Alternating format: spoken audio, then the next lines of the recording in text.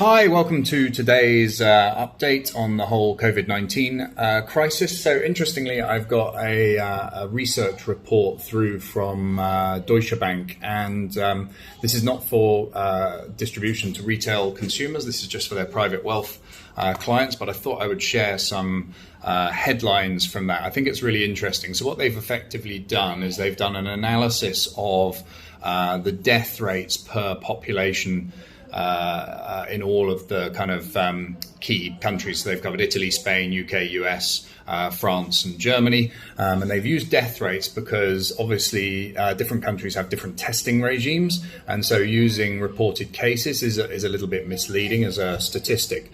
And then what they've done is they've modeled that against the kind of Chinese experience, if you like, the Hubei province experience. Now, obviously, they point out some of the differences that are in there, but then they try and come up with a reasonable extrapolation of what that could look like in some of the other countries. So I think it's a useful thing to look at, and this is clearly about, timings or looking into the timings when they feel like things could start to resume, and then things when stuff could be back and open. And it's really fascinating. So if you look at, they've got a really a graph here. Basically, this shows like the earliest possible date that something could start to unlock, and then a likely period within which things could unlock, and then a likely period when things could be lifted on a more general basis. And obviously they point out that certain things where businesses where there would be natural kind of social distancing anyway, things like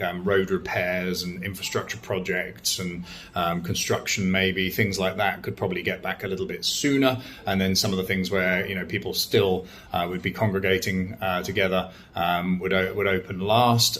So obviously travel would probably be the last thing to open because of the risk of second wave infections. But interestingly, obviously Spain, UK and Italy have the opportunity to potentially start to loosen the reins a bit earlier than everybody else. In fact, the earliest date they have there is around about the 12th of April. They're more or less all the same for Spain, UK and Italy. The US is the kind of laggard in there at the 30th of April being the earliest that they think they could start to unlock some stuff, and then France and Germany are kind of between those dates. Now, interestingly, the dates for kind of things basically being lifted, but maybe not full return to travel and everything else. In the US, it's the 22nd of May. In Italy, it's the 7th of May. In the UK, the 23rd of May. In Spain and France, the 18th of May, and in Germany, the 22nd of May. So, but bear in mind, that's not, that doesn't mean that everything is locked up until then. That's when everything is opened back up again. So effectively, the idea would be that different bits of the economy would be opened up gradually throughout that. And these are the kind of target dates for a bit of normality. So obviously, my audience here is mostly UK and US. So just to repeat that, the UK was the 23rd of May and the US was the 22nd of May. So that's, the similar kind of times for an absolute full back to normal sort of situation. And then they've also got some estimated dates of containment. Now, they've used SARS to model the containment date. So what was the date at which they could, reasonably declare victory? I suppose it's like that famous George Bush speech where he claimed stood on a ship and claimed victory. I suspect we could have the same thing from President Trump.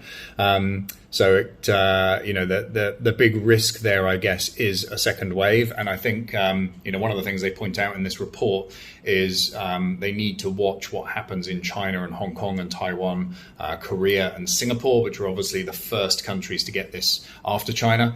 Because if there was a big second wave in any of those countries, that would potentially then be a setback to these models that they've calculated.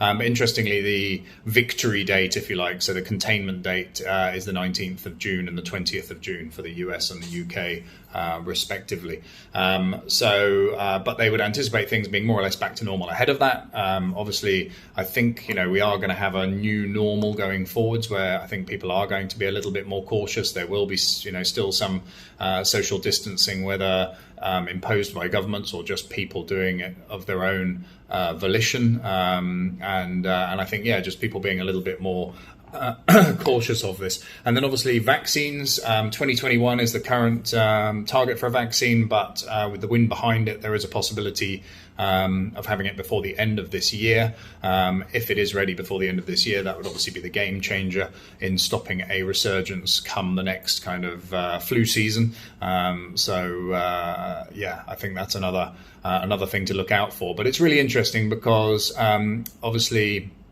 when you listen to governments and you listen to advisors, there's so much conflicting information there over the dates that things can get back to normal. From the one extreme, you've got Easter, to another extreme, you've got September.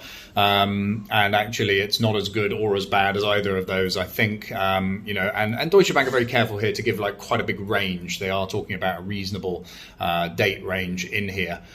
So it's nothing hard and fast, but encouraging that we could start to see little bits of the economy turned back on over the next kind of 2 to 4 weeks, and then probably 4 to 6 weeks as a beginning to an end. So, obviously I'm recording this on the 6th of April, and we're potentially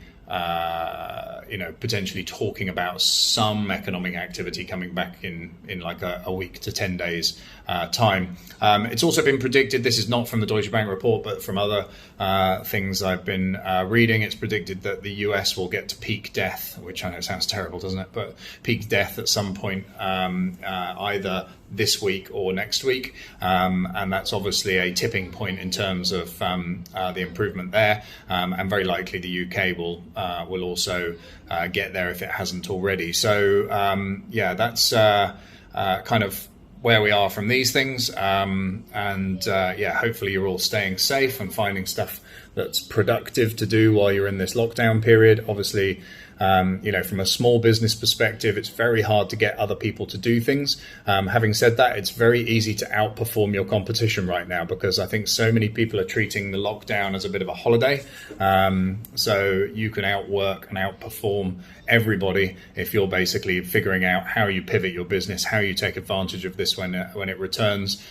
These dates sound so far in the future because when people talked about a 2-week lockdown, all of a sudden now we're talking about dates that are a month away. But hey, look, a month comes around really, really quick. So you can spend that month building the foundations and being ready, or you can spend that month hitting that drinks cabinet and drinking that grappa from the back of the cupboard that you bought back from wherever it was. So stay safe, be lucky. Hope everything is working out for you. Spend the time in a valuable way, and speak to you soon.